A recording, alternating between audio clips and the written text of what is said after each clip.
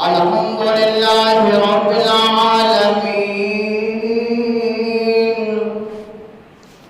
والعاقبة للمتقين والصلاة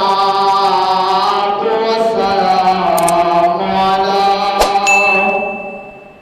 سيدنا وسندنا ومولانا وملجانا ومأوانا نبينا محمد صلى الله عليه وسلم ورسوله النبي الكريم الأمين المكين الهدي الرؤوف الرحيم. أما بعد فأعوذ بالله من الشيطان الرجيم. بسم الله الرحمن الرحيم.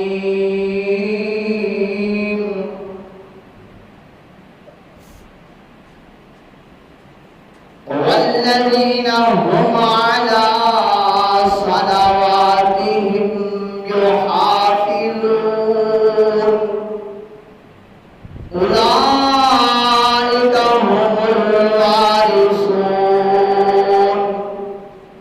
الذين يرثون الفردوس هم فيها خالدون.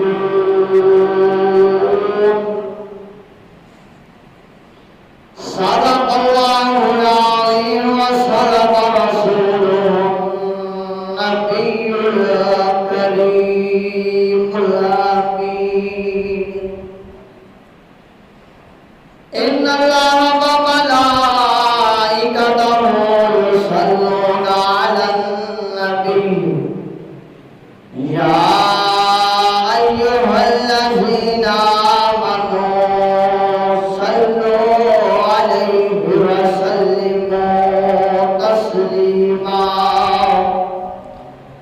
اللهم صل وسلم على سيدنا ومولانا محمد وبارك وسلم وصلوا عليه. جہاں جہاں تک آواز جا رہی ہے سبھی کا آوازیں بلند پڑھیے. الصلاۃ والسلام علیک یا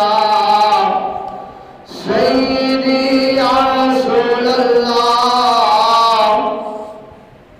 الصلاۃ والسلام علیک یا سیدی یا حبیب اللہ. الصلاۃ والسلام علیک یا سیدی یا نبی اللہ وعلی آلک وأصحابک یا سیدی یا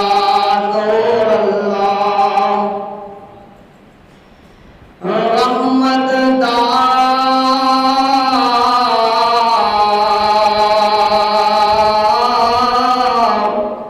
دریا الہی تے ہر دم مقدار تیرا جے ایک قطرہ نقشی میں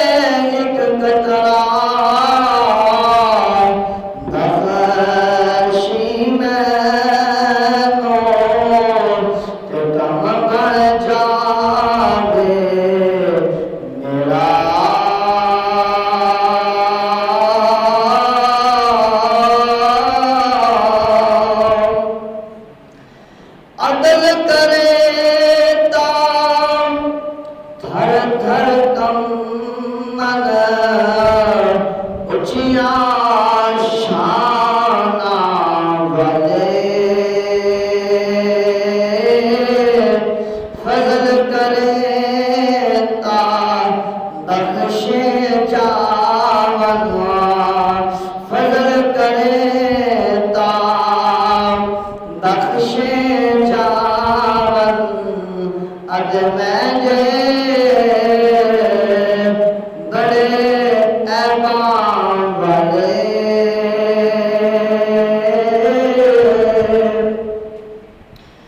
लोकां मैनू आन डराया जमिया रात कबर दी काली पर मैं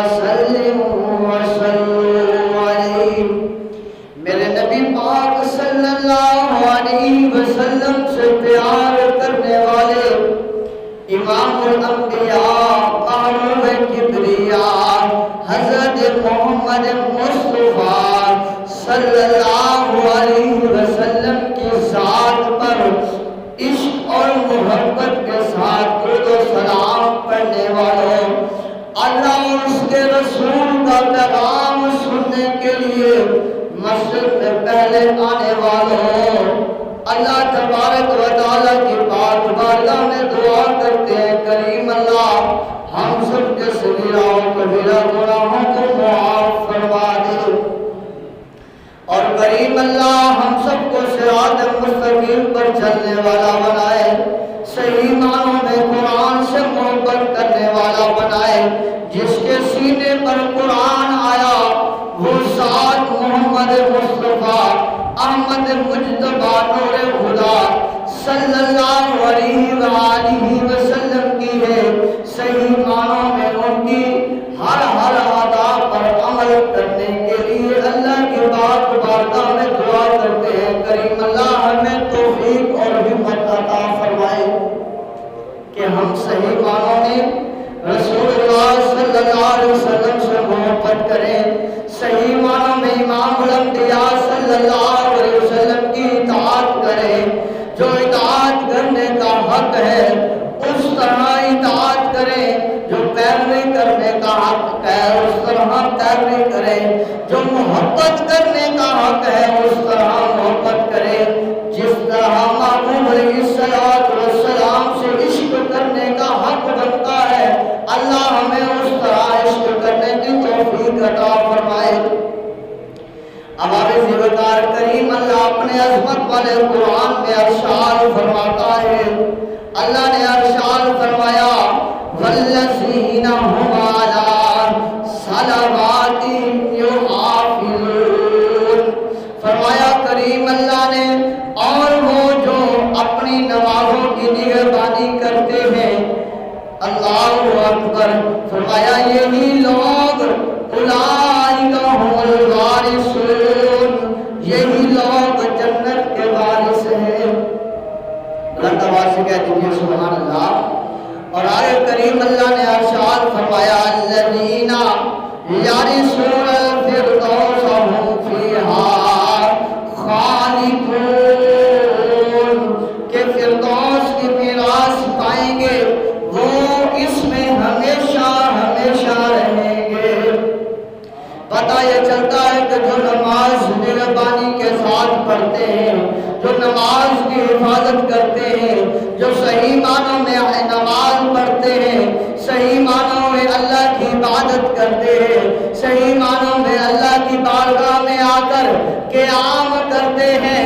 آ کر رکوع کرتے ہیں، آ کر قوما کرتے ہیں، آ کر سجدہ کرتے ہیں، آ کر جلسہ کرتے ہیں، آ کر سجدہ کرتے ہیں، پھر قیام کرتے ہیں، رکوع کرتے ہیں، قوما کرتے ہیں، سجدہ کرتے ہیں، جلسہ کرتے ہیں، اتحیات میں بیٹھ کر تشہد پڑھتے ہوئے امام الانبیاء صلی اللہ علیہ وسلم کی ذات پر درود و سلام پڑھتے ہیں، اور پھر لفظ سلام سے نماز سے باہر آتے ہیں، یہی جنت والے ہیں، یہی جنت والے ہیں، یہی جنت میں جانے والے ہیں، یہی حق والے ہیں، یہی اللہ تبارک و تعالی کا شکر ادا کرنے والے ہیں۔ اب آپ زیبکار اللہ تبارک و تعالی نے ایک اور مقام پر ارشاد فرمایا، کریم اللہ ارشاد فرماتا ہے فویل للمصلین الذین هم علی صلاتہم ساہون، کریم اللہ نے فرمایا تو ان نمازیوں کی خرابی ہے جو اپنی نماز سے ہی بھولے بیٹھے، اللہ اکبر، ان نمازیوں کے لیے خرابی ہے جو اپنی نماز سے بھولے بیٹھے ہیں۔ حقائق میں آتا ہے کہ ایک نوجوان کہیں پر کام کرتا تھا، کام کرتے گھر سے اس کے پیغام آتا ہے کہ گھر واپس آ جا کہ تیری بہن کی طبیعت خراب ہے۔ اب آپ زیبکار سننا توجہ کے ساتھ، وہ نوجوان اس سفر سے واپس جب گھر آتا ہے، گھر آ کر کیا دیکھتا ہے کہ اس کی بہن کی طبیعت ناساز ہے، اب اس کے جسم سے روح جو ہے وہ نکلنے والی ہے۔ اللہ اکبر، وقت آن پہنچا ہے، گھڑی جو ہے وہ اب کٹنے والی ہے، سانسوں کا ربط جو ہے اب ٹوٹنے والا ہے، دنیا کا رشتہ جو ہے اب چھوٹنے والا ہے، وقت گزرتا گزرتا گزرتا رہتا ہے، اتنے میں وقت آ جاتا ہے، اللہ فرشتے اسرائیل کو حکم کرتا ہے کہ جا اس لڑکی کا وقت مکمل ہو چکا ہے، اب اس کے جسم سے روح کو الگ کر دے، روح سے جسم کو الگ کر دے، اس سے اس کے والدین کو الگ کر دے، اسے والدین سے الگ کر دے، اسے بہن بھائیوں سے الگ کر دے، اسے بھائیوں اور بہنوں سے جدا کر لے۔ وقت پہنچ آتا ہے، وہ دیکھتا ہے اس کی نظروں کے سامنے اس کی بہن اب بے بس چارپائی کے اوپر لیٹی پڑی ہے، اب ہاتھ سیدھے ہو رہے ہیں، اب ٹانگیں سیدھی ہو رہی ہیں، ادھر سے وقت جو ہے وہ مکمل ہونے لگتا ہے، ادھر سے اس لڑکی کے پاؤں کے ناخنوں سے روح کو نکالا جا رہا ہے، لڑکی تڑپ رہی ہے، تڑپ رہی ہے، تڑپ رہی ہے۔ اب اب سے بکار جب پوچھا گیا یا رسول اللہ صلی اللہ علیہ وسلم موت کیسے آتی ہے، رسول اللہ صلی اللہ علیہ وسلم نے فرمایا ایک ململ کا کپڑا جب کسی بیری پر، جب کسی کانٹے دار جھاڑی کے اوپر ٹانگ دیا جائے، کھڑا کر دیا جائے، لہرا دیا جائے، فرمایا اسے جیسے کھینچا جاتا ہے وہ تار تار ہو جاتا ہے، وہ ململ کا کپڑا سلامت نہیں رہتا، فرمایا جاتا ہے اسی طرح جو بندہ گناہگار ہوتا ہے، جو عورت گناہگار ہوتی ہے، جو لڑکا گناہگار ہوتا ہے، جو لڑکی گناہگار ہوتی ہے، جو بوڑھا گناہگار ہوتا ہے، جو بوڑھی عورت اللہ کی نافرمانی کرتے کرتے زندگی کو گزار لیتی ہے، جب وقت آ جاتا ہے جسم سے روح الگ کرنے کا تو حکم ہوتا ہے کہ اس سے اس کی جان کو بھی ایسے قبض کرو جیسے ململ کے کپڑے کو اس جو ہے وہ بیری والے اس کانٹے دار جھاڑی سے الگ کیا جاتا ہے تو تار تار ہو جاتا ہے۔ دوستان گرامی، سامعین محترم، بزرگان دین سن لیجئے کہ رسول اللہ صلی اللہ علیہ وسلم کے غلاموں سنو، اس طرح جو ہے اس کی روح کو قبض کر لیا جاتا ہے، فرمایا جاتا ہے جو بندہ مومن ہوتا ہے، جو بندہ نمازی ہوتا ہے، جو بندہ غازی ہوتا ہے، جو اللہ کی بارگاہ میں آ کر قیام کرنے والا ہوتا ہے، رکوع کرنے والا ہوتا ہے، سجدہ کرنے والا ہوتا ہے، اللہ کی بارگاہ میں آ کر رو رو کر گڑ گڑا کر دعائیں مانگنے والا ہوتا ہے، اس کی روح ایسے قبض ہوتی ہے جیسے فرمایا جاتا ہے کہ مکھن سے بال کو الگ کر لیا جائے، جیسے مکھن سے بال کو الگ کیا جاتا ہے، فرمایا جاتا ہے جو بندہ مومن ہے اس کی روح بھی اس کے جسم سے ایسے نکال لی جاتی ہے اور اسے کوئی تکلیف نہیں ہوتی، اور تکلیف اس کو ایسے ہوتی ہے جو بندہ مومن نہیں ہوتا، جو بندہ اللہ کی بندگی کرنے والا نہیں ہوتا، جو بندہ اللہ کے لیے آ کر اللہ کی بارگاہ میں سجدہ کرنے والا نہیں ہوتا، نیاز جبین کو جھکانے والا، اللہ کی بارگاہ میں آ کر رگڑنے والا نہیں ہوتا، پھر اس کی دردناک موت ہوتی ہے۔ فرمایا جاتا ہے اب بھائی دیکھ رہا ہے بہن کی روح قبض ہونے لگتی ہے، پاؤں کے ناخنوں سے روح کو نکالا جا رہا ہے، نکالا جا رہا ہے، تکلیف میں اضافہ ہوتا جا رہا ہے، پاؤں کی جو ہے وہ معاملات ختم ہو رہے ہیں، اس کی حرکات و سکات ختم ہو رہی ہے، حتیٰ کہ مکمل ٹانگوں کا حرکت کرنا ختم ہو جاتا ہے، روح قبض ہوتی ہوتی جو ہے وہ دل تک پہنچتی، دل سے ہوتی آنکھوں تک پہنچ آتی ہے، حتیٰ کہ سر تک پہنچ آتی ہے اور اس جسم سے روح کو الگ کر کر لیا جاتا ہے. جب الگ کر لیا جاتا ہے وہ بھائی دیکھ رہا ہے کہ میری بہن جو ہے اب فوت ہو چکی ہے. وہ محلے میں جا کر اعلان کرواتا ہے کہ میری بہن جو ہے اس دنیا فانی کو چھوڑ چکی ہے, انتقال کر گئی ہے, لہذا اب اس کے غسل کا انتظام کیا جائے, کفن کا انتظام کیا جائے. اعلان ہو جاتا ہے کہ فلاں قبرستان میں اس لڑکی کے لیے قبر کو تیار کر لیا جائے. قبر کو بھی تیار کر لیا جاتا ہے, کفن کا غسل کا بھی اہتمام کر لیا جاتا ہے, جنازے کا بھی اہتمام ہو جاتا ہے. جنازہ پڑھنے والے بھی آ جاتے ہیں, ان میں بھی کئی ایسے ہیں جنہیں نماز جنازہ آتا ہے, تو کئی ایسے ہیں زندگیوں کو گزار دیا پر جنازے کو یاد نہیں کیا, زندگی گزار دی پر جنازے والی دعا یاد نہیں کی. جن زندہ کے لوگوں کے ساتھ بھی دھوکہ کرنے میں لگا رہا, اور جو اپنا یا پرایا رشتہ دار یا محلے دار کوئی اگر فوت ہو گیا ہے اس کے ساتھ بھی دھوکہ کر رہا ہے کہ نماز جنازہ کی دعا بھی یاد نہیں ہے.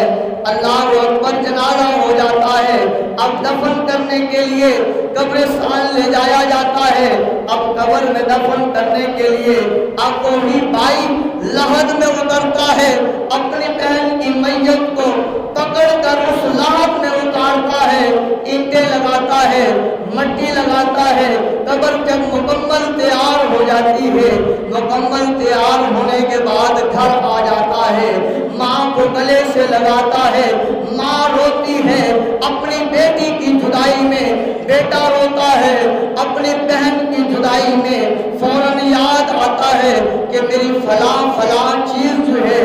اس وقت جب میں اپنی بہن کو قبر کی لحد میں اتار رہا تھا اس میں وہ گر گئی ہے, لہذا جاؤں جا کر اتار کر قبر سے اتر کر جو ہے وہ اس چیز کو اپنے بٹوے کو یا اپنی قیمتی کاغذات کو واپس لے آؤں. سامعین محترم سن لیجئے, وہ لڑکا, وہ نوجوان لڑکا قبرستان میں آتا ہے, تنہائی میں اپنی بہن کی قبر کو کھود کر لحد میں اتر کر اپنا ہاتھ آگے جب وہ بڑھاتا ہے کہ وہ اپنے قیمتی کاغذات جو اس کے قبر میں گر گئے ہیں اسے وہ اٹھا لے تو اس کا ہاتھ جو ہے وہ گرم آگ کی وجہ سے, گرم شولوں کی وجہ سے جل جاتا ہے. وہ فوراً اپنا ہاتھ باہر نکالتا ہے اور نکال کر پانی میں ڈالتا ہے. اسے آرام نہیں ملتا, چین نہیں ملتا, پانی کا کٹورا اپنے گلے میں لٹکا لیتا ہے, اس میں وہ اپنا ہاتھ ڈال لیتا ہے تاکہ کچھ مجھے سکون مل جائے. تھوڑا افاقہ ہوتا ہے, گھر آتا ہے, گھر آ کر ماں سے پوچھتا ہے میری ماں بتا, میری ماں بتا تو مجھے کہ میری بہن تیرے ساتھ رہتی تھی, دنیا میں اس کا معمول کیا تھا, دنیا میں وہ کیا کرتی تھی, کون کون سے اس نے گناہ کیے ہیں جن گناہوں کی وجہ سے آج اللہ نے اس کی قبر میں آگ کو بھڑکا دیا ہے. میری ماں مجھے بتا, میری بہن تیرے ساتھ رہتی تھی, ماں مجھے بتا وہ کون سا ایسا گناہ کرتی تھی جس گناہ کی وجہ سے آج وہ قبر میں داخل ہوئی ہے تو اللہ نے اس کی قبر کو جہنم کے گڑھوں میں سے ایک گڑھا بنا دیا ہے. اب آب زیوکار ماں پھر ماں ہوتی ہے, ماں اپنے بیٹے ہوں ان کے بیابوں کے اوپر پردہ ڈالتی ہے. ماں کے پاس اگر اس کی بیٹی ہو, اس کی نور نظر ہو, وہ ماں اپنی بیٹی کے عیبوں کے اوپر بھی پردہ ڈالتی ہے. ماں کہتی ہے بیٹا چھوڑ رہنے دے, وہ فوت ہو گئی ہے, وہ فوت ہو گئی ہے, اس کے عیبوں کو نہ چھیڑ, نہ پوچھ اس کے عیب کیا تھے, اس کے گناہ کیا تھے. ماں سے بیٹا کہتا ہے ماں تجھے بتانا ہوگا, مجھے بتانا ہوگا کہ آج جو میں یہ منظر دیکھ کے آیا ہوں میری روح کانپ گئی ہے کہ میری بہن ایسے کون سے گناہوں میں مبتلا تھی کہ ابھی قبر میں داخل کیا اللہ نے قبر کو آگ کے گڑھوں میں سے ایک گڑھا بنا دیا ہے۔ ماں کہتی ہے بیٹا پھر سن لے، ایک اس کا گناہ یہ تھا کہ جب لوگ آپس میں باتیں کرتے تھے، گھریلو جب باتیں ہوتی تھی، تیری بہن ان کے دروازوں کے پاس جا کر، ہمسایوں کے دروازوں کے پاس جا کر اپنے کانوں کو لگا کر ان کی باتوں کو سنتی تھی اور سن کر آ کے مجھے بتاتی تھی، ساتھ دوسرے گھروں میں بتاتی تھی جن کے بارے میں وہ باتیں کر رہے ہوتے، ان کے گھروں میں جا کر بتاتی تھی، ان کی آپس میں لڑائی ہو جاتی تھی۔ ایک تو یہ چپکے لوگوں کی راز والی باتیں سن کر ان کے راز کو افشا کر دیتی تھی، دوسرا یہ کہ تیری بہن نماز پڑھتی تھی پر ویلے کویلے نماز پڑھتی تھی، اس وقت نماز پڑھتی تھی جب نماز پڑھنے کا ٹائم بھی چلا جاتا تھا۔ کبھی نماز پڑھتی ہے کبھی نہیں پڑھتی ہے تو اس وقت جب نماز کا ٹائم بھی چلا گیا اس وقت اٹھایا مصلی اور لگائی ٹکر پہ ٹکر، سجدے پہ سجدہ۔ نہیں دوستو، وقت پر مقرر ہے نماز۔ فرمایا یہ تیری بہن کے دو گناہ نمایاں تھے۔ لڑکا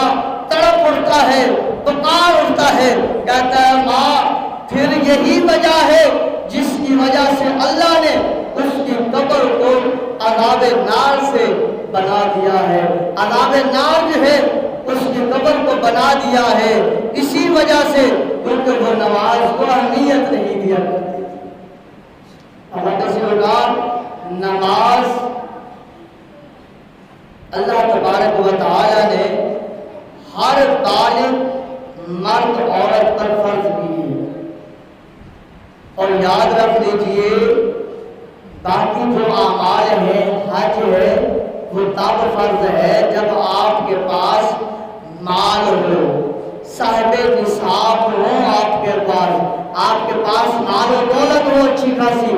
آپ پر حج کرنا فرض تب ہوگا۔ اور اسی طرح زکوٰۃ ہے، زکوٰۃ آپ پر فرض، ہم پر فرض اس وقت ہوگی جب ہمارے پاس 52.5 تولے چاندی کا مال یا 52.5 تولے چاندی موجود ہوگی اور اس کے اوپر پورا سال گزر جائے گا، پھر زکوٰۃ فرض ہوگی۔ اسی طرح روزہ ہے، اگر بیمار ہیں تو روزے میں رخصت ہوگی کہ جب صحت مل جائے گی، افاقہ ہو جائے گا، اس وقت روزے رکھنا۔ سفر میں ہے، روزے کے لیے معافی ہوگی، جب سفر سے واپس آ جاؤ اور روزے رمضان مبارک کے مکمل کر لو، باقی دنوں میں جو روزے رہ گئے ہیں وہ روزے رکھو، اس وقت بھی روزے کی رخصتی ہو جائے گی۔ یاد رکھ لیجیے، پر نماز وہ عمل ہے، یہ وہ عمل ہے نہ سفر میں معاف ہے، سفر میں بھی حکم ہوگا کہ 4 فرض ہیں 2 کو پڑھ لو۔ جب 92 کلومیٹر کا سفر آپ کریں گے، گھر سے نکلیں گے، مسافر شرعی بنیں گے، تو پھر آپ کے لیے حکم ہوگا کہ آپ جو ہے وہ 4 رکعت والے جو فرض ہیں اس میں 2 فرض ادا کریں، باقی سنتیں پڑھنی ہیں، ان کی معافی نہیں ہے۔ فجر کی ہے وہ 2 رکعتیں پوری پڑھنی ہے، مغرب کی ہے وہ 3 رکعتیں پوری پڑھنی ہے، معافی نہیں ہے۔ 4 والی ظہر، عصر، عشاء، یہ جو 3 نمازیں ہیں ان میں مسافر کے لیے رخصت ہوگی کہ وہ 2 فرض ادا کرے، باقی جو سنتے ہیں وہ ادا کرے گا، باقی جو بھیتر ہیں وہ پورے ادا کرے گا۔ تو بھائیوں پتہ یہ چلتا ہے کہ یہ نماز سفر میں بھی معاف نہیں ہے، اور روزہ وہ سفر کے لیے فرمایا معاف کر دو، جب واپس آ جاؤ اطمینان میں ہو جاؤ تو پھر روزہ رکھ لو۔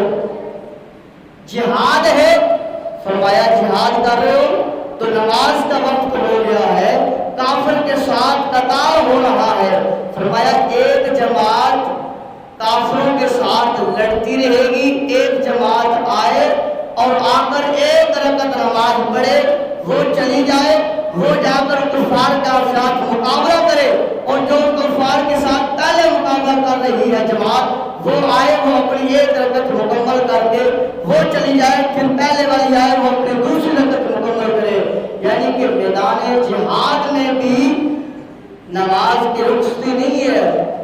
کہ پہلا نمبر پہ جہاد کر لو،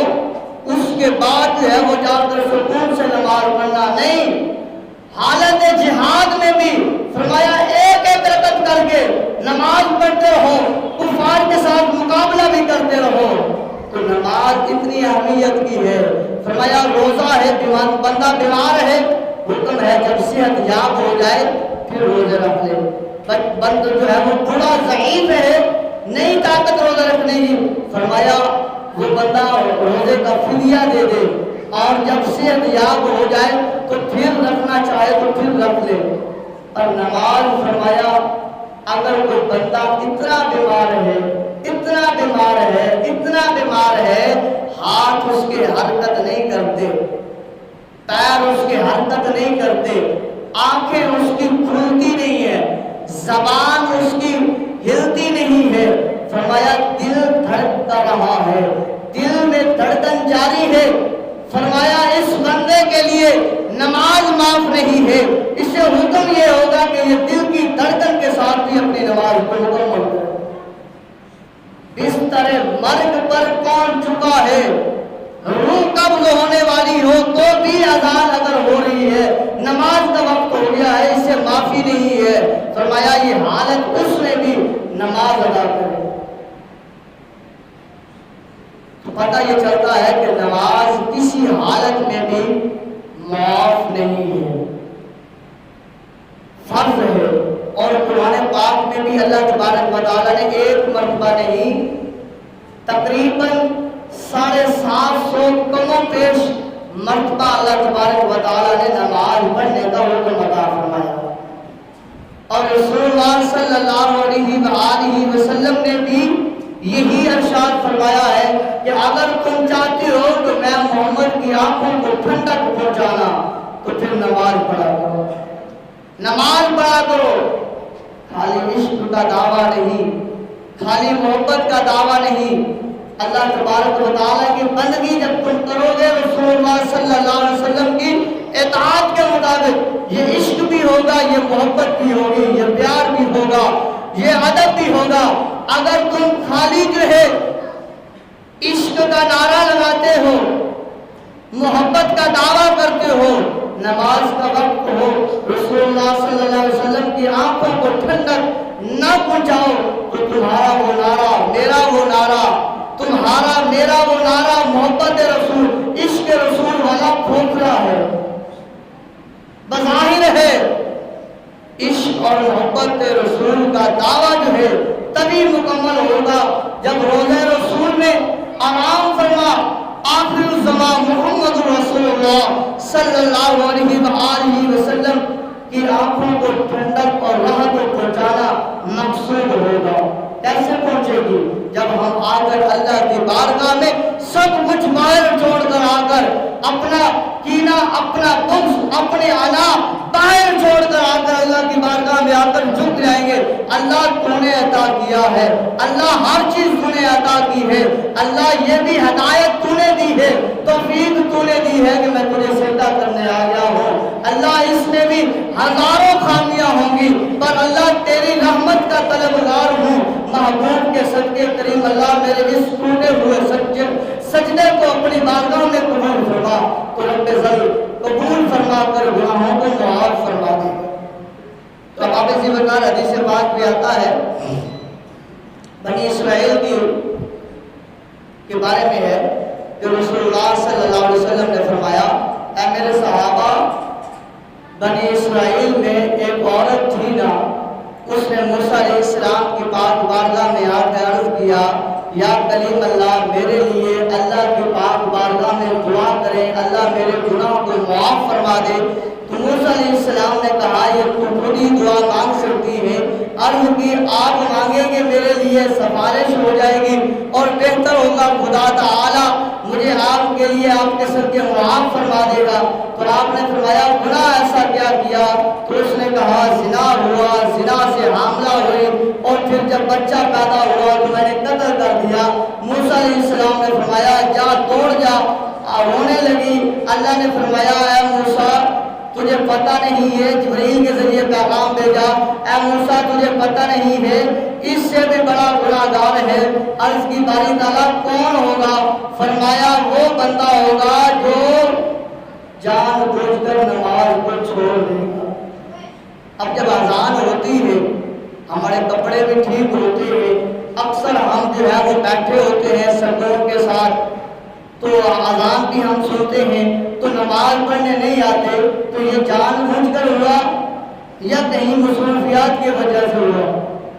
تو گویا جان بوجھ کے ہوا۔ اگر ہمارے پاس کپڑے ہونے کے باوجود اذان ہوتی ہے ہم آتے نہیں ہیں، تو یہ باوجود سب کچھ نعمتوں کے ہم اللہ کی بارگاہ میں سجدہ کرنے نہیں آ رہے، تو جان بوجھ کر نہیں آ رہے، تو گویا قتل سے بھی بڑا گناہ نماز چھوڑنا، زنا سے بھی بڑا گناہ نماز چھوڑ دینا ہے۔ اللہ اکبر۔ تو صحابی رسول کے پاس تو کپڑے نہیں تھے، جب ایمان لے آئے گھر سے نکلنے لگے، صحابی رسول کے بارے میں آتا ہے تو والد ان کا پہلے انتقال کر چکا تھا۔ جب آنے لگے تو چچا نے کہا کہ تجھے پالا میں نے ہے، میں نے تجھے کھلایا ہے پلایا ہے، تو اب مجھے چھوڑ کر میرا دین مذہب چھوڑ کر محمد رسول اللہ صلی اللہ علیہ وسلم کا بن رہا ہے تو الجھ جا رہا ہے، تو پھر مال دولت تیرے لیے ختم ہے۔ کہا یہ مال دولت سب کچھ تجھے مبارک ہو، مجھے محمد رسول اللہ صلی اللہ علیہ وسلم کا دامن تھامنا مبارک ہو۔ سوچا کہ میرا سہارا یہ ہے، میرا بیٹا ہے ہی نہیں، میرا یہی تھا، اب یہ بھی جا رہا ہے، میں اکیلا رہ جاؤں گا۔ میں نے سوچا مال کی لالچ دوں گا، مال کی لالچ میں آ کر یہ میرا لڑکا بھتیجا میرا مجھے چھوڑ کر محمد رسول اللہ صلی اللہ علیہ وسلم کے پاس نہیں جائے گا، لیکن تو یہ تو رک نہیں رہا۔ اس نے کہا دوسرا حربہ، اس نے کہا پھر یاد رکھ لے یہ جو تو نے تن کے اوپر کپڑے پہن رکھے ہیں یہ بھی تیرے باپ کے نہیں ہیں بلکہ میرے ہیں، اگر تو نے مجھے چھوڑ کر جانا ہے تو ان کپڑوں کو بھی مجھے دے کر جانا ہوگا۔ طریقہ تھا اس کا روکنے کا کہ کہیں رک جائے، پر جب عشق کی آگ جو ہے وہ بھڑک جائے، پھر آگے حبشی بلال ہوں یا کہ سیدنا صدیق اکبر ہوں، یا حبشی بلال ہوں یا کہ سیدنا عمر بن خطاب ہوں، یا کہ جو ہے وہ حبشی بلال ہوں، یا کہ ادھر نواسے رسول حضرت امام علی مقام حضرت امام حسین ہوں، یا کہ مدینہ کی زمین ہو، آرام گاہ ہو، یا کہ ادھر کربلا کی تپتی ہوئی ریت ہو، تو پھر اس وقت عشق والے جو ہے جھکا نہیں کرتے، رکا نہیں کرتے، ڈگمگایا نہیں کرتے، بلکہ روح کے ساتھ، زبان کے ساتھ، طاقت کے ساتھ، ہمت کے ساتھ جواب دیتے ہیں کہ آؤ اگر جسم کے ٹکڑے ٹکڑے بھی کر لو پر دار اسلام سے ہم پھرنے والے نہیں ہیں، دامن مصطفیٰ کو ہم چھوڑنے والے نہیں ہیں۔ اللہ اکبر۔ اپنے کپڑے وہ سارے پیش کر کے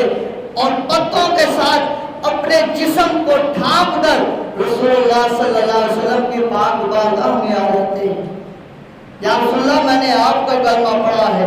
آپ کے دامن کے ساتھ وابستہ ہوا ہوں، میرے تن کے کپڑے بھی انہوں نے لے لیے ہیں، مجھے پرواہ نہیں ہے، یا رسول اللہ پر آپ کی غلامی چھوڑنا گوارا نہیں ہے۔ تو ان کے لیے یہ تھا۔ صحابی رسول فجر کی نماز پڑھتے ہیں، پڑھنے کے بعد فوراً چلے جاتے ہیں، صحابی عرض کرتے ہیں یا رسول اللہ یہ ہمارا یار دعا نہیں مانگتا، پہلے چلا جاتا ہے۔ رسول اللہ صلی اللہ علیہ وسلم نے فرمایا کل آ جائے گا، تمہارے سامنے بات ہو جائے گی۔ پوچھا گیا، عرض کی یا رسول اللہ صلی اللہ علیہ وسلم غیب جاننے والے نبی یا رسول اللہ صلی اللہ علیہ وسلم ایک چادر ہے، جب ہم ایمان لے کے آئے تھے ہمارے گھر والوں نے سب کچھ لے لیا تھا، یا رسول اللہ ایک چادر ہے، اسی چادر کو پہن کر آ کر آپ کے پیچھے اللہ کی بندگی کرتا ہوں، نماز پڑھتا ہوں، پیچھے اہلیہ بیوی ہوتی ہے موجود، میں جلدی چلا جاتا ہوں کہ کہیں سورج نکل نہ آئے اور میری اس بیوی کی بھی جو ہے وہ نماز فجر رہ نہ جائے، میں یہی چادر جا کر اسے دے دیتا ہوں، وہ اوڑھ لیتی ہے اور اللہ کی بندگی کرتی ہے۔ یہ عالم بھی تھا لیکن نماز کو نہیں چھوڑا، نماز کو نہیں ترک کیا۔ رسول اللہ صلی اللہ علیہ وسلم نے فرمایا پہلے صحابی کے لیے بھی دوسرے کے لیے بھی، اے صحابہ اپنے بھائیوں کی مدد کرو، اے صحابہ اپنے بھائیوں کو دو۔ پھر جو صحابی کے پاس ہوا رسول اللہ صلی اللہ علیہ وسلم کے فرمان کے مطابق انہوں نے رسول اللہ صلی اللہ علیہ وسلم کے قدموں پر نچھاور کرتے ہوئے اپنے اس بھائی کو پیش کر دیا۔ اللہ تبارک و تعالیٰ کی پاک بارگاہ میں ہم دعا کرتے ہیں کریم اللہ ہمیں بھی پانچ پانچ نماز ادا کرنے کی توفیق عطا فرمائے اور صحیح معنوں میں نماز پڑھنے والا بنائے۔ وما علیہ